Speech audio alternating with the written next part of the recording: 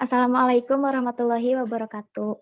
Perkenalkan, kami dari kelompok 7 akan mempresentasikan hasil diskusi kelompok kami tentang pemisahan kation golongan 2A.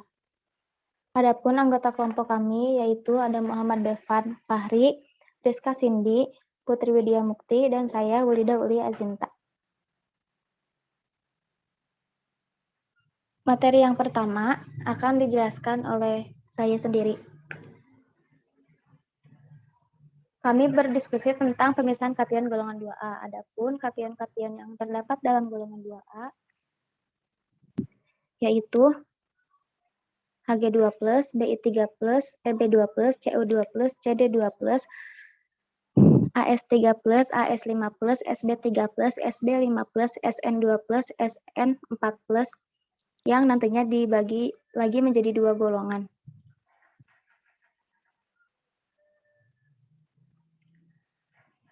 Lalu pertama, saya akan menjelaskan tentang penggolongan kation terlebih dahulu.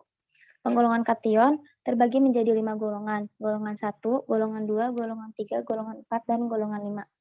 Golongan 1, sampel akan mengendap dengan HCl. Dan kation yang terdapat di golongan 1 ada Ag+, Hg2+, dan Pb2+. Kemudian, golongan 2, sampel akan mengendap dengan H2S atau Ki dan tidak akan mengendap dengan HCl.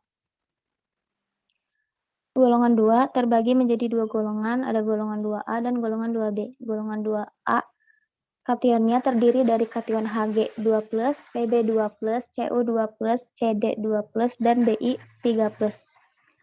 Kation pada golongan 2B terdiri dari As5+, As3+, Sb3+, Sb4+, Sn2+, dan Sn4+. Kemudian golongan 3, sampel akan mengendap dengan NH4OH atau NaOH, dan sampel tidak akan mengendap dengan HCl, H2S, atau Ki. Golongan 3A juga terbagi menjadi dua golongan, yaitu golongan 3A.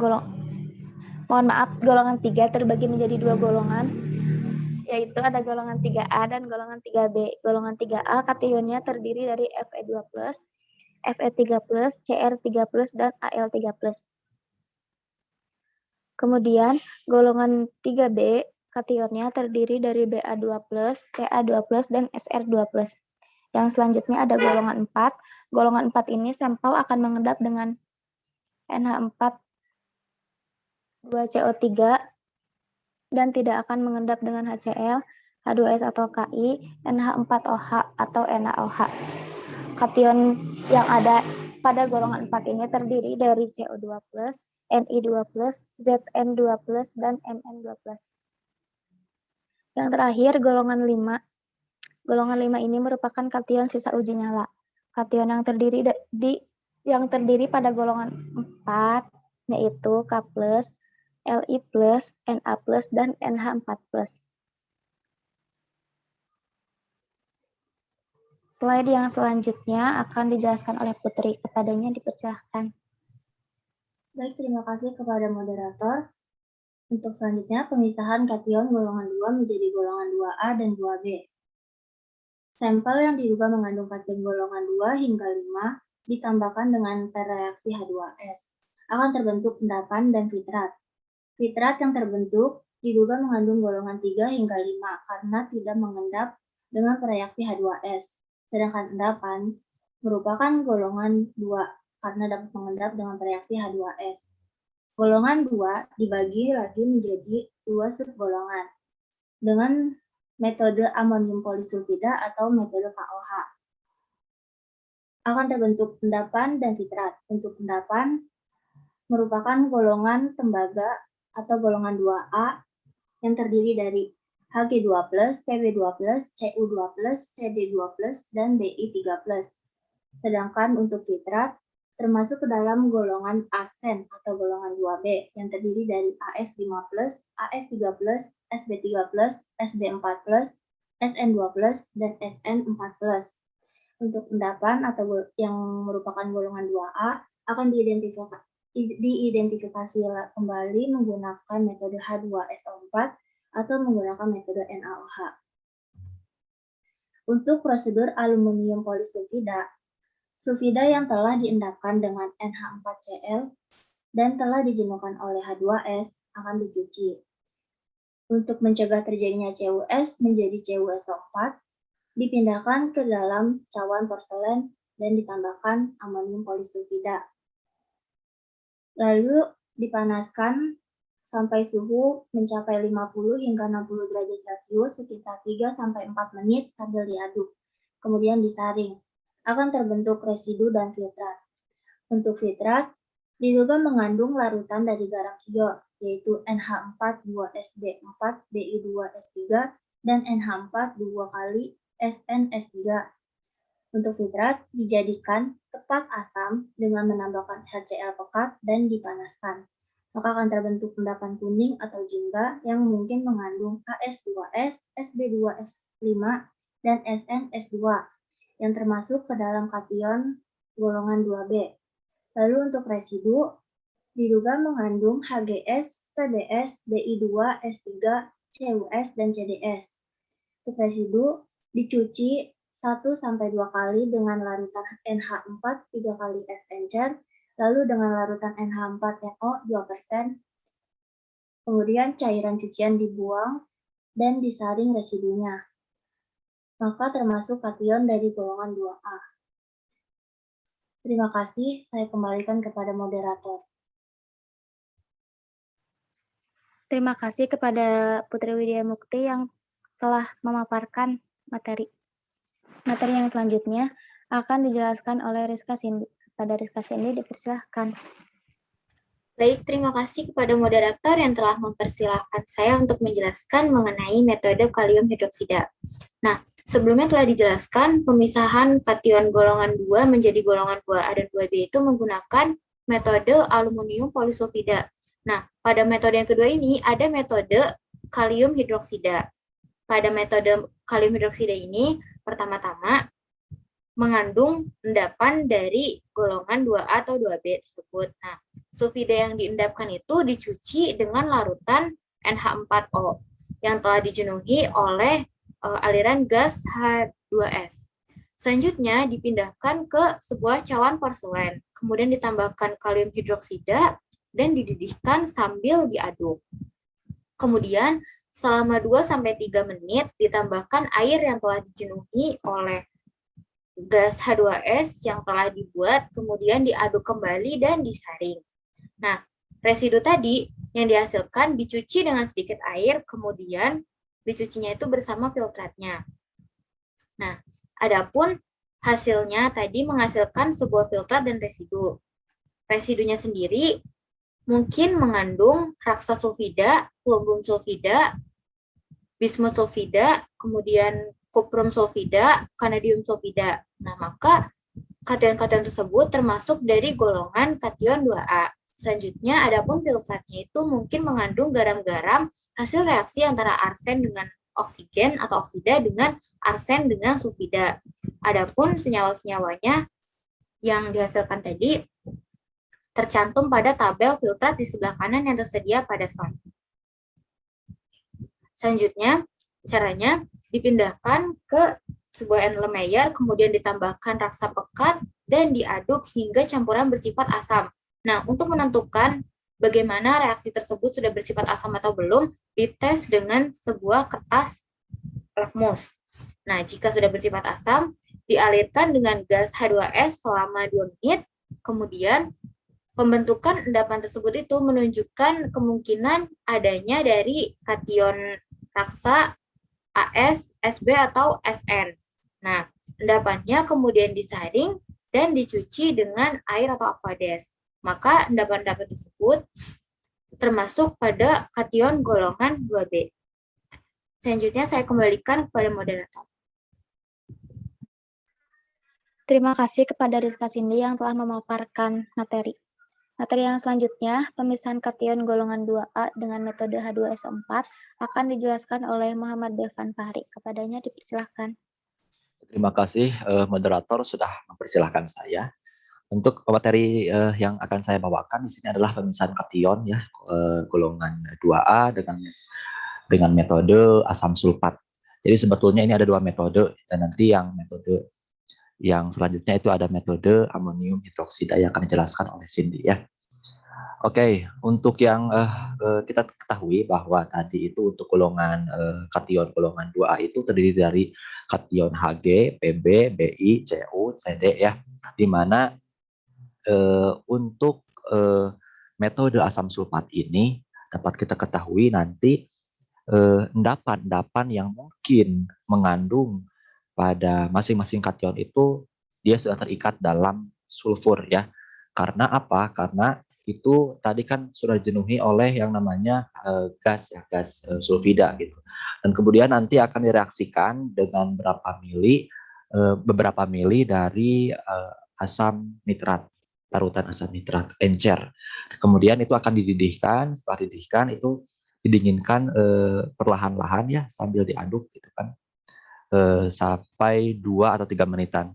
Kemudian disaring dan dicuci dengan sedikit air.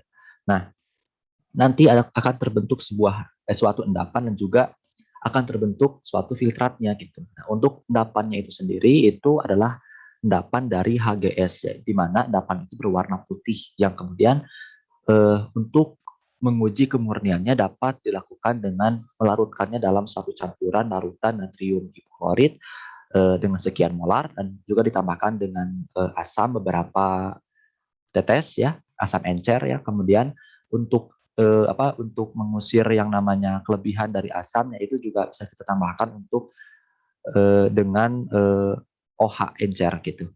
Kemudian di sini kita akan tambahkan dengan SNCl ya atau timah klorida untuk uji lanjutan dari uji spesifik raksanya itu sendiri, sehingga nanti akan terbentuk yang namanya endapan yang murni raksa itu Hg2+ ya. Ini berwarna hitam ya atau abu-abu gitu. Nah, kemudian untuk filtrat ya yang dihasilkan itu nanti akan direaksikan ya dengan asam sulfat. Nah, hasilnya itu nanti akan dua fasa, ada yang endapan, ada yang filtrat. Untuk fasa yang endapan ini dia berwarna putih ya. Ini dia mengandung PbSO4. Nah, di mana untuk yang PbSO4 ini nanti akan direaksikan dengan amonium asetat ya beberapa persen. Kemudian tambahkan juga filtrat itu beberapa tetes asam asetat encer ya. Nanti setelah itu kita tambahkan dengan kalium kromat. Nanti setelah ditambahkan kalium kromat itu akan terbentuk endapan kuning, di mana endapan kuning ini merupakan PbCrO4 itu sendiri gitu. Nah, maka Pb2+ atau Pb aslinya itu dari endapan ini terbentuk. Itu berwarna kuning tadi. Nah, kemudian untuk filtratnya, tadi kan endapan, sekarang filtrat. Nanti si filtrat itu akan direaksikan dengan beberapa larutan, beberapa tetes larutan dari NH3 ya, yang nanti kalau dalam air itu sendiri nanti akan menjadi amonium hidroksida gitu ya. Ini pekat ya sampai larutan itu jelas menjadi basah. Kemudian itu disaring. Setelah disaring nanti akan terbentuk ya beberapa filtrat, dan ya ada juga yang membentuk endapan gitu. Nah, ini saringan ini yang disebut dengan endapan nanti akan diuji lebih dalam mengenai bismutnya nanti ya. Nah, untuk larutannya ini sendiri itu mengandung tiga kation yang ada dalam 2A ini, itu Cu, Pi, dan kadmium gitu. Nah, untuk uji endapan nanti ketika endapan hasil dari larutan atau filtrat tadi itu ditambahkan dengan NH4OH itu nanti akan terbentuk endapan tadi kan ya. Untuk yang BI-nya ini nanti akan terbentuk warna putih gitu ya, endapan warna putih. Yang kemudian nanti dicuci, kemudian juga dilarutkan dalam HCl encer dengan volume yang minim dan juga dituangkan ke dalam larutan natrium tetrahidroksal standar 2 dengan kondisi dingin, kemudian nanti akan terbentuk endapan hitam. Sebetulnya di sini sudah didapatkan BI-nya itu kan. Nah, cara lain itu kita akan bisa melarutkan sedikit endapan itu ke dalam 2 atau sampai 3 tetes asam nitrat encer ya. Ini ditaruh dalam satu tetes larutan ini, kemudian disaring dengan dibasahi terlebih dahulu dengan reagen dari KI ya. Nanti akan menghasilkan bismutnya itu sendiri. Nanti yang dihasilkan juga itu dapat ditandai dengan warna bercak merah jingga gitu ya. Nah, selanjutnya untuk filtratnya itu nanti akan berwarna biru gitu ya. Hasil dari basa tadi, campuran basa tadi ya. Nanti untuk yang kadmium di mana biru ini di dalam filtrat ini akan ada dua komponen ya, dua kation gitu yang mungkin mengandung tembaga itu tembaga kompleks dan juga kadmium kompleks. Nah, ini jika warna biru tua, maka dia itu mengandung Cu ya, atau tembaga yang cukup banyak gitu. Kemudian pastikan untuk Cu-nya itu dengan mengasamkan sebagai filtrat dengan asam asetat encer dan ditambahkan dengan K4FeCN6 gitu. Atau kalium ferrosianida. Nanti akan menghasilkan kation dari Cu itu sendiri. Nah, untuk yang kadmium itu sendiri pada filtratnya itu ditambahkan larutan KCN setetes demi setetes, kemudian dialiri dengan H2S selama 20 atau 30 detik.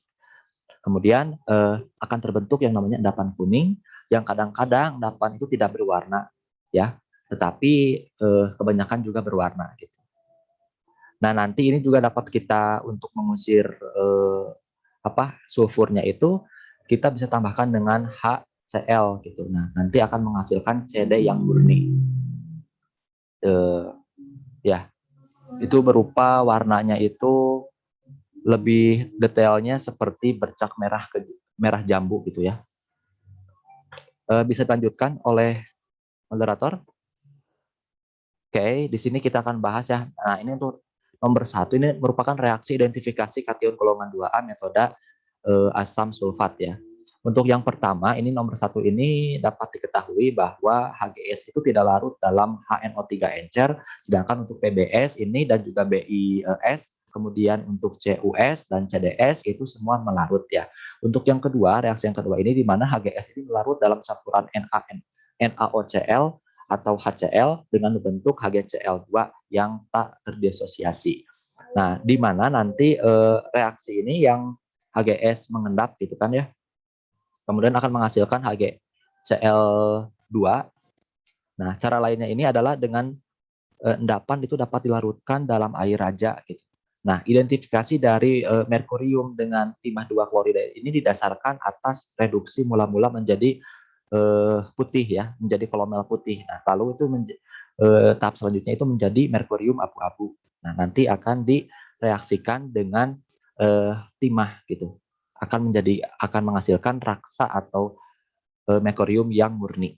Dan selanjutnya moderator.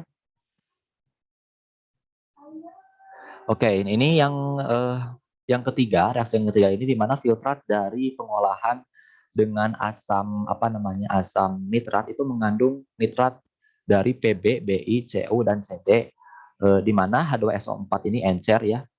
Nanti H2SO4 encer ini mengendapkan Pb sebagai PbSO4 dan meninggalkan logam-logam lainnya yang membentuk sulfat yang larut dalam larutan.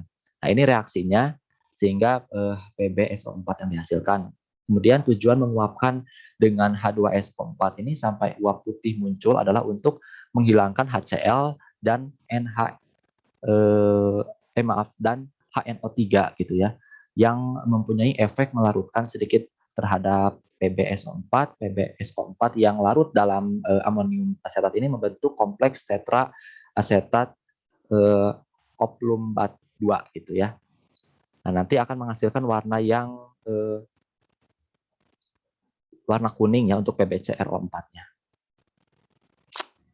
Nah, kemudian reaksi yang ketiga ini dikatakan bahwa penambahan NH3 itu yang berlebih ya, atau amonium hidroksida yang berlebih ini menghasilkan pengendapan Bi OH 3 kali dan pembentukan kompleks tetraamina dari Cu2+ dan Cd2+ yang larut gitu. Kemudian nanti untuk yang tetraamina tembaga 2-nya itu berwarna biru, dan hasil reaksi dari CD dan juga amoniumnya itu akan atau amonianya ini akan tak berwarnanya. Jadi untuk CD kompleksnya itu dapat disebutkan juga sebagai tetra kadmium 2. Nah, untuk yang kelima, reaksi yang kelima ini larutan amonium tetrahidroksal stanat 2 atau natrium stanit dibuat dengan menambahkan NaOH kepada larutan SnCl2 sampai endapan putih terbentuk menjadi SnOH 2 kali. Itu melarut dengan sempurna. Nah, uji ini berdasarkan pembentukan logam bismut. Nah, ini reaksi yang terjadi. Kemudian untuk yang selanjutnya saya persilahkan kepada moderator, mangga. Reaksi identifikasi yang selanjutnya akan dijelaskan oleh saya sendiri.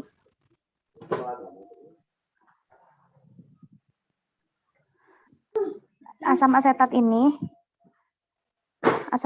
ini akan menguraikan kompleks CuNH3 4 kali 2-min yang biru menjadi Cu2+. Kemudian Cu2+ ini akan diendapkan oleh K4 FeCN6 kali menjadi Cu2 FeCN6 kali. Kemudian reaksi yang ketujuh, uji pemastian adanya Cu2+.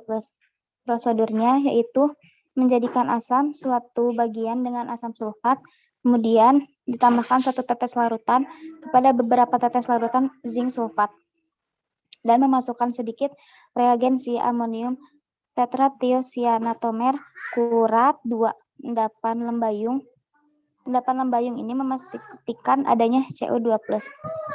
Kemudian endapan dapat terlihat jelas dengan menambahkan sedikit amil alkohol lalu dikocok. Lalu endapan akan berkumpul dalam lapisan organik dan mewarnainya. Reaksi yang ke-8, jika larutan tak berwarna, larutan tersebut menandakan bahwa tidak ada Cu2+, dan tidak perlu ditambahkan KCN, tetapi H2S dapat dialirkan segera ke dalamnya. Kemudian, jika terbentuk endapan kuning, menunjukkan bahwa CD2+ ada. Jika Cu2+ juga ada, KCN harus ditambahkan yang membentuk ion kompleks yang tak berwarna.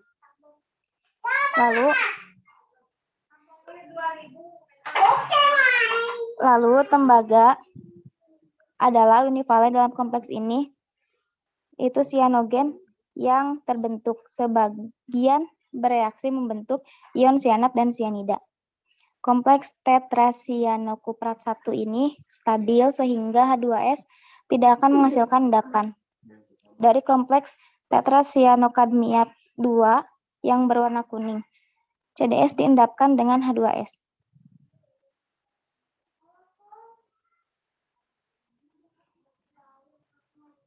CD dapat dipastikan dalam endapan dengan uji pemijaran dengan COONA. Next.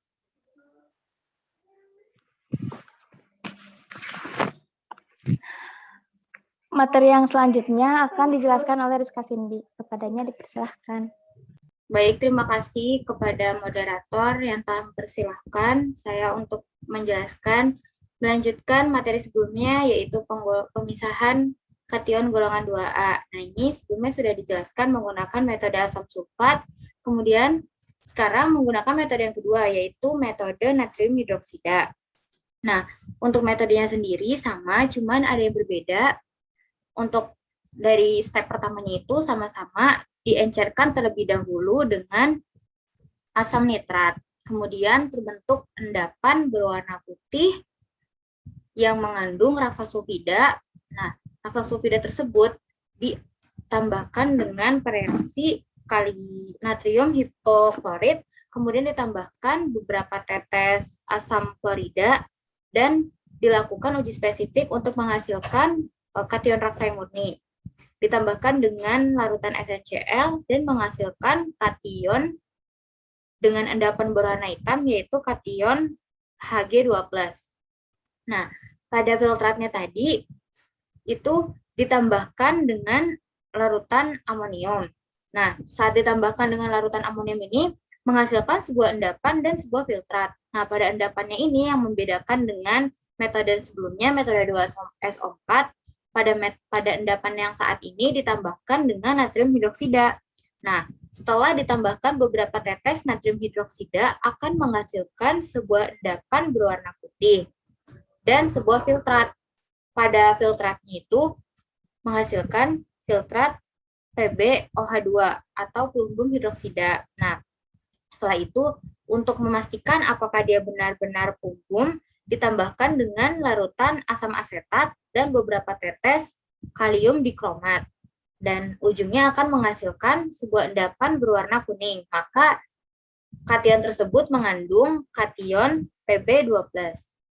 Selanjutnya pada endapan tadi yang berwarna putih ditambahkan pereaksi asam nitrat dan beberapa tetes kalium iodida, sehingga menghasilkan hasil akhir bercak berupa jingga kemerahan. Maka dalam bercak tersebut mengandung kation bismut atau Bi13. Selanjutnya, pada filtrat tadi yang ditambahkan dengan amonium menghasilkan endapan dan filtrat. Kemudian pada filtratnya itu, jika filtratnya berwarna biru, maka menandakan adanya kation dari tembaga atau Cu. Nah, untuk memastikan apakah benar-benar Cu, ditambahkan dengan larutan beberapa tetes asam asetat, kemudian ditambahkan beberapa tetes kalium ferrosianida, sehingga menghasilkan sebuah larutan, menghasilkan sebuah kation Cu2+. Namun, jika tidak berwarna biru, filtrat tersebut direaksikan dengan gas H2S, maka menghasilkan sebuah kation kanadium atau kation Cd13. Next. Nah, pada selanjutnya itu merupakan reaksi identifikasi kation golongan 2A, metode natrimasi dengan metode natrium hidroksida. Nah, sebelumnya reaksinya masih sama seperti metode asam sulfat, namun beberapa ada yang beda. Karena jika ditambahkan dengan amonium secara berlebihan, kation dari tembaga dan vanadium itu akan menghasilkan sebuah kompleks dan tetap tinggal dalam larutan. Nah, persamaan reaksinya dapat dilihat pada slide yang tercantum. Kemudian, jika pada endapan bismut hidroksida ini tidak dipengaruhi dengan penambahan NaOH berlebih, maka si senyawa plumbum hidroksida ini akan melarut dan membentuk kompleks. Nah, adapun kompleksnya tercantum pada slide berikut. Selanjutnya, saya kembalikan lagi kepada moderator.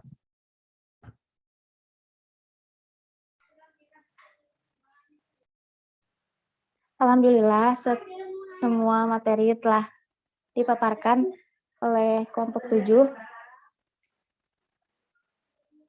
Sebelum ditutup, ada yang mau ditambahkan? Saya izin menambahkan tadi yang dari tadi yang boleh ke slide yang tadi reaksi Cindy yang NaOH. Nah, ini tadi satu lagi bukan yang ini. Bukan reaksi kita diagram. Nah, ini untuk yang PbCrO4 ini itu plumbum itu ya, plumbum kromat bukan dikromat. Kemudian untuk yang saya sendiri boleh ke slide yang saya tadi yang reaksi. Nah, di sini tadi itu untuk yang tadi sebelumnya. Nah, ini untuk yang tak berwarna ini ya, reaksi yang keempat ini seharusnya adalah ini itu adalah CD ya, harus CD, ini bukan Cu ya, sehingga jadi tetraamina kadmium 2 gitu ya.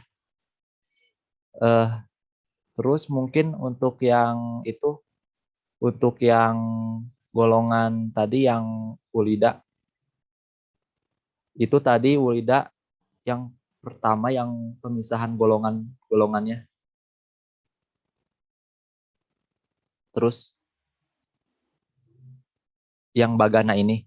tadi itu ya untuk yang golongan ini, golongan yang kedua ini tadi ada salah, mungkin itu keliru atau apa gitu. Nah, maksudnya golongan yang kedua ini dibagi menjadi dua golongan gitu. Jadi bukan golongan dua ini terdiri dari apa? Dari golongan dua ini, 2A ini terdiri dari HG, PB, ada AS, ada SB-nya, tapi itu golongan 2-nya gitu. Untuk yang secara terbaginya golongan 2B itu yang mengandung AS, SB, SN. Untuk yang 2A-nya ini HG, PB, CU, CD, BI. Kemudian untuk yang golongan 5-nya tadi ada kekeliruan juga. Mungkin yang saya koreksi itu bukan golongan 5, tadi ada salah penyebutan. Tadi menyebutkan golongan 4 gitu. Untuk yang terdiri dari Ki, Li, Na, amonium kayak gitu. Mungkin dari yang lain ada yang menambahkan, terutama dari saya. Dari saya sendiri cukup.